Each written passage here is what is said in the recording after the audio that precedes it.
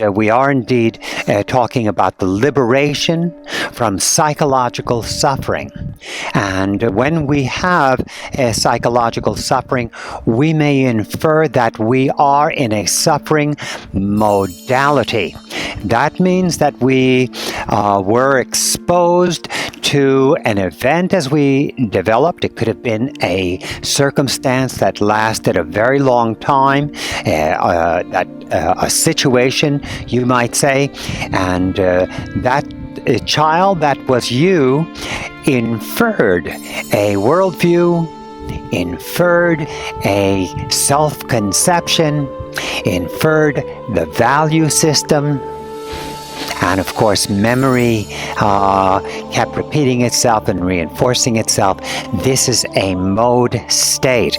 If indeed you have suffered significant disappointment with a parent, for instance, when you were a young person, there is a tendency for a fixation or an arrested condition to occur. Why? Because it was that important. The frustration, the disappointment that was occurring, the confusions that were occurring at that time, the ruminating that occurred in that time, the fantasizing that occurred in that time became a modality of being, and it sticks with us throughout our entire life, and that's the way it should be. That is the law of our life. So we keep the history of our lives when we move along, we move on in our lives, we shift into growth and transformation. We keep our emotional wounds. The relationship with our emotional wounds, the relationship with the automatic thoughts, automatic inferences that are being generated by the mind change. That is how we move on. We change our relationship with the mind we have lived with all this time. That mind is a conditioned mind. It is the source of imaginings. It is the source of a personal reality. So we shift personal reality. That is how it's done. And the Buddha over my shoulder over here joins that discussion. Why? This is the way to learn to do it. By learning to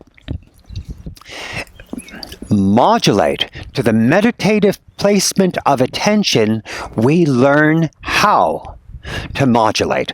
What is the meditative placement of attention? Well, it's the suspension of a lot of our conceptualizing and self-talk. We are rapidly talking to ourselves. The mind is doing it.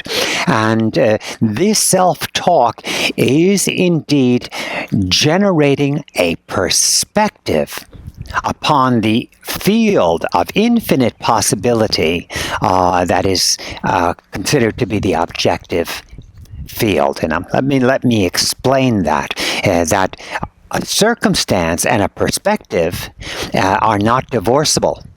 So that means that perspective, the person looking, and then what's being seen, the circumstance and the view towards the circumstance are a single factor. In other words, a circumstance must be perceived. Well, when we begin to organize a transformation in our lives, we recognize that we operate a great deal on perspective, on point of view, on belief systems, on the suspension of belief systems, the modulation to the meditative placement of attention. And what is the modulation? Where are we when we modulate out of our conceptual way of organizing to a more experiential grasp of our environment. Get that idea again? So you're moving from constantly inferring meaning from what you're looking at to suspending that and leaning towards a more experiential awareness, suspending judgment, suspending the editorial on existence. And where do we come to when that occurs? Well, we come to a generic, essential condition of the human being in relationship to existence, which has been metaphorically beautifully captured as the garden. Yes, the garden of paradise, if you will. And the essential garden from which we sprang. Think about, for example, a bee, folks. A bee does not exist without a garden first existing. In other words, the bee is an emanation, a flowing over of the garden, and it lives from the garden. And in the same way, the essential garden from which human beings have emerged was so full that it allowed us to come into existence. So we are very closely in relationship to the source of all supply. And when we modulate to experiential attention, we drop into a default setting in which we join that essential state of being. We come into the law, the creative law. If I do not stand up, I will remain sitting. We are bound in the game of life, a lawful modality of being. We are both the law and operating in the law. And so what is the point about modulating? What is the benefit of doing this? It is freedom. Freedom and liberation from what the Buddha called karma. Karma are the schemas, the conceptualizations, the mental impressions that lead us from one moment to the other. It's a very broad and complex field. We're sort of taking it down to grasp it essentially.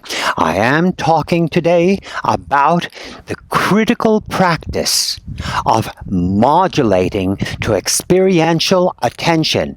In other words, you can say it, I take a breath. I pause and take a breath. That pause and taking a breath is considerably more important than we generally think. It is the critical modulation. The modulation to experiential attention, getting back, if you will, to a condition prior to the traumatic impressions that often dictate the course of our life. We are interested in influencing the course of our life by becoming ourselves. Well, who are we?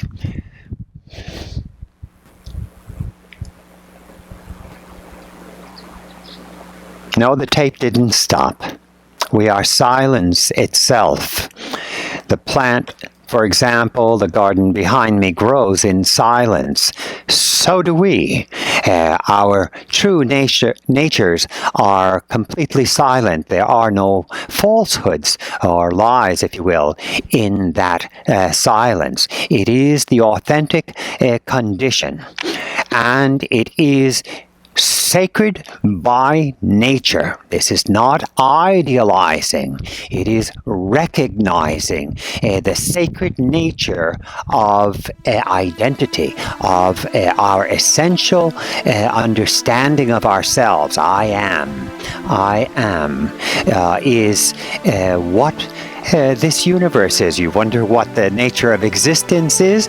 Well, you are a great example of the nature of existence. What is your essential nature? As you back it up, you say, well, I'm aware. I'm somehow a mirror of this world. I am that awareness. And indeed, that is who we are. That is what we are.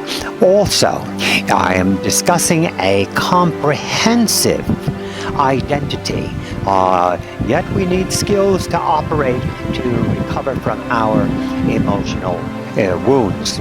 And so I have suggested to you that the modulation to the meditative placement of your attention will bring you back to your default condition. It is a modulation that must occur recurrently throughout the day. And however, the message that I am providing is critical because it's not a very attractive modulation when you don't know what it is. When we modulate to the meditative placement of attention, we are once again heirs to the so-called kingdom of God, to the paradise, to the situation that we are in. Paradise, everything's also wonderful in it. Well, everything is as it is. And we modulate to wanting for nothing. We modulate into wanting for nothing. It is as it is. Wanting for nothing. Think about wanting for nothing as a point of perspective. If our consciousness is in fact generative, then wanting for nothing provides a perspective that allows infinite supply. It reorganizes our relationship with the objective field. If you imagine yourself to be a in a subject-object relationship into a perceiver and object of perception relationship, which all of us do. And of course, this is not a divorceable relationship. It is a singularity, and this is why we move consciousness to wanting for nothing. Why? It provides for supply in our life, and I know that we all want to prosper, grow, and transform our lives. So we want to be relevant and happy. That is what the objective is. That is indeed the liberation from psychological suffering. So I do want to practice that modulation with you right now. We begin by the full interruption of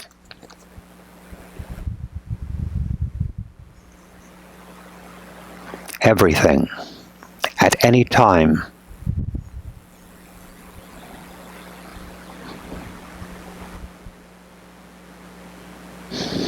Be life rather than being in life.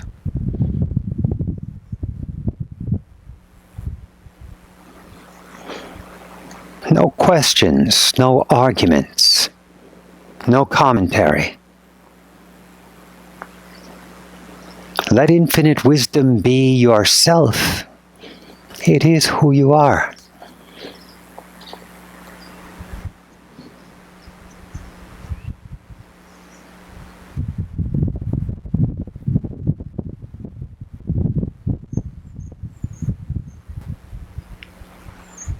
Modulate to this, the meditative placement of attention regularly, knowing that it is indeed the fullness, the realization of wisdom in our life. Thank you for your participation in the video. We will have ongoing series this year working on schema therapy, mindfulness-based anxiety reduction, and the liberation from psychological suffering. Thank you.